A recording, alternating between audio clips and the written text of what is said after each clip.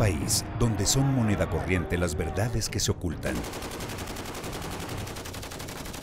Las verdades a medias, las verdades que se matizan, las verdades que resultan ser mentiras. La corrupción en Colombia pues, es inherente a la naturaleza humana.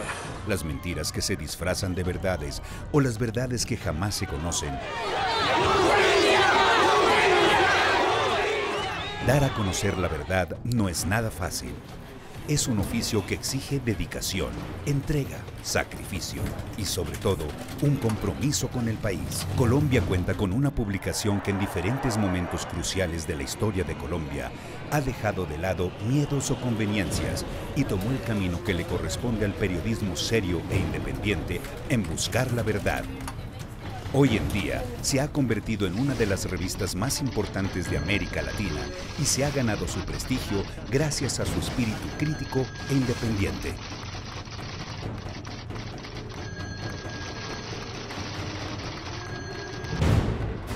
Tal fue el caso de las denuncias sobre las chuzadas del DAS, que Semana destapó en solitario y fue cuestionada por muchos sectores del poder que no creían que estas revelaciones fueran ciertas y otros sectores que no querían que se conociera el tamaño del espionaje que estaba ocurriendo en Colombia.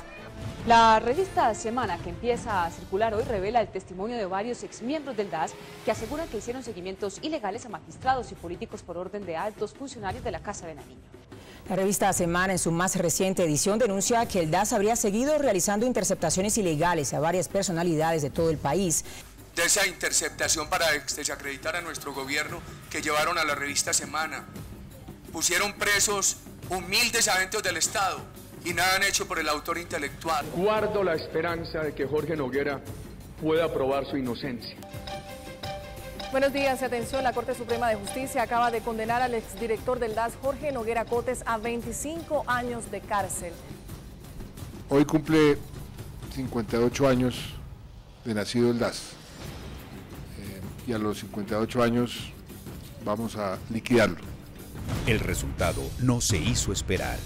La justicia retomó las investigaciones de Semana y la sociedad constató horrorizada cómo la más importante agencia de inteligencia del Estado se había dedicado a espiar a magistrados, periodistas, políticos de oposición y defensores de derechos humanos. Las chuzadas del DAS, las escuchas ilegales, los seguimientos, las denuncias infundadas contra los jueces de la República, la Corte Suprema de Justicia, contra algunos periodistas, contra algunos abogados y defensores de derechos humanos, constituye la más grave afrenta a la democracia, a la institucionalidad del país, así como, repito, contra la autonomía e independencia de la rama de Semana.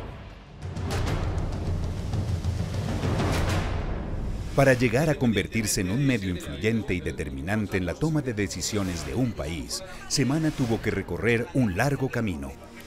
Cuando la revista nació en 1982, las revistas que circulaban entonces eran muy politizadas.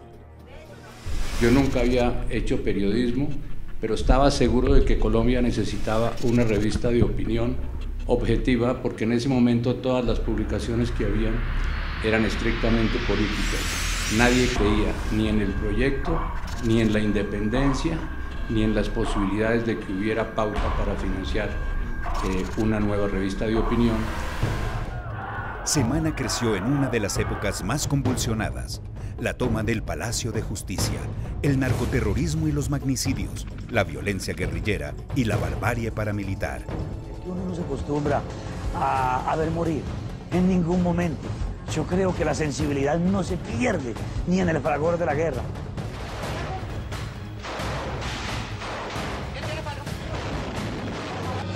En sus primeros años, Semana fue testigo del auge de Pablo Escobar y su imperio criminal, que puso en jaque al Estado y las instituciones. A Semana no le tembló el pulso para denunciar sus atroces crímenes, a pesar de los riesgos que corrieron sus periodistas. Semana, de la mano de la revista Cambio, lideró las denuncias de cómo había entrado dinero del narcotráfico a una campaña presidencial. La prensa asumió un papel de contrapoder y por primera vez puso en jaque la estabilidad de un presidente. La fiscalía se basa en que el dinero del narcotráfico que entró a la campaña influyó sobre el resultado electoral, que el presidente Samper fue el gran beneficiario del ingreso de estos dineros y que él sí lo sabía, tal como lo han dicho Santiago Medina y Fernando Botero. La revista hace un análisis de la crisis que sufre el gobierno Samper. Que renuncie el doctor Ernesto Samper Pizano, mamola, como decía Jorge Eliezer Gaitán. Se declara precluida la investigación al presidente Ernesto Samper Pizano. Yo acepto que esa infiltración se produjo y por supuesto yo estoy dispuesto a pedir perdón por esa equivocación que cometí. El proceso de Chufil, al haber establecido los nexos entre el narcotráfico y la política, llevó a desmitificar, ¿no?, ese delito en Colombia. Semana denunció esos hechos y mantuvo una alerta permanente en un periodo muy crítico para nuestra sociedad.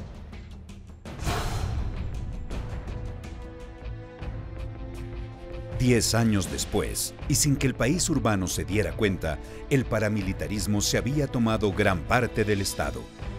Mientras se cometían las peores masacres, Semana empezó a investigar cómo los tentáculos de los paramilitares se tomaban la política al influir en la elección de alcaldes, gobernadores y congresistas en todo el país.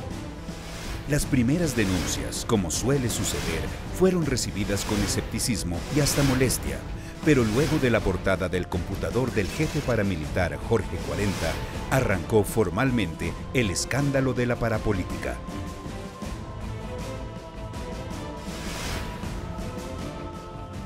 Para mí la parapolítica es tal vez lo más grave que ha pasado en los últimos 40 años en el país.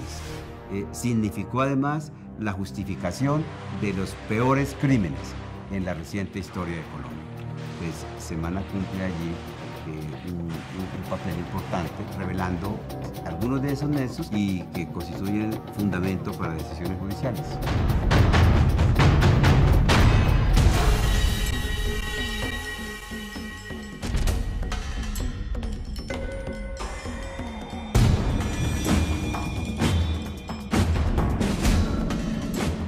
Semana también ha hecho valer su fuerza e influencia al tomar partido en causas que son de interés nacional y en las que no basta únicamente con informar. Una de ellas, señalarle al país la inconveniencia de una segunda reelección de Álvaro Uribe Vélez. A pesar del liderazgo del presidente Uribe y del entusiasmo que despertaba en muchos sectores de la clase dirigente, Semana se la jugó por defender las instituciones, pues en una democracia fuerte no era aceptable una segunda reelección que pusiera en peligro el equilibrio de los poderes. Fue muy importante señalarle al país los inconvenientes de que un gobernante se perpetuara en el poder. La reelección presidencial inmediata implica más responsabilidades con el pueblo que con la historia. La verdad es que un país como Colombia tiene que pensar que 4 años es un periodo muy largo para hacer daño, muy corto para hacer el bien. El tema de una segunda reelección del presidente Uribe era claramente una manera de restringir las libertades, de restringir la alternación del poder. Sacamos una portada que decía no a la reelección, donde claramente veíamos que las instituciones estaban por encima de las personas, donde veíamos inconveniente esa visión mesiánica del poder. Fue un momento difícil, muy criticada la revista por asumir esa posición en un momento que había un enamoramiento, un encantamiento de la sociedad frente al liderazgo del presidente Uribe.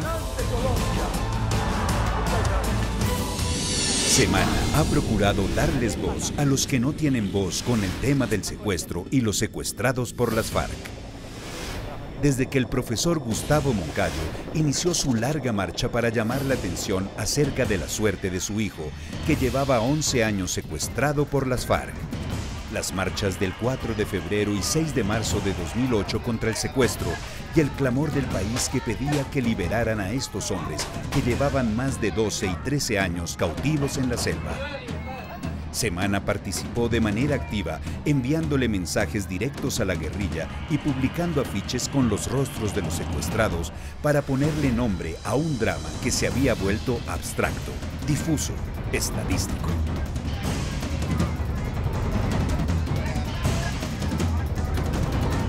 Tengo solamente una cosa que decir. He estado encadenado durante 10 años. Yo soy el teniente Malagón, del glorioso Ejército Nacional de Colombia. El secuestro es privación de la libertad, violación de los derechos humanos, violación del derecho más fundamental, como es el de la vida. Es dolor, es sufrimiento, es angustia. El secuestro nos cambió totalmente la vida.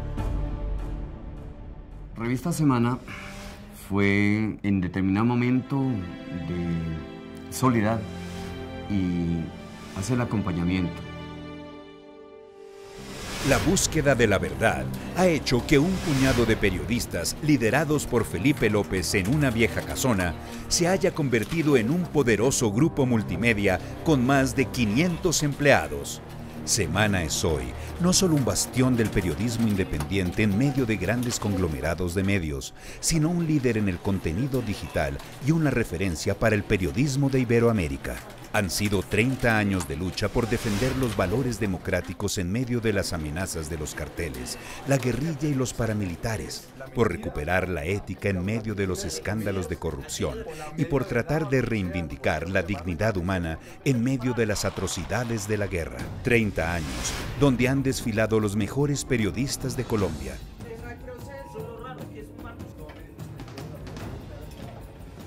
Y 30 años donde la mayor lección que hemos aprendido es que el talento individual es insignificante frente al poder de trabajo en equipo. El periodismo que se hace en Semana es simplemente el espejo de una sociedad que pretende ser más moderna, más civilizada y más digna.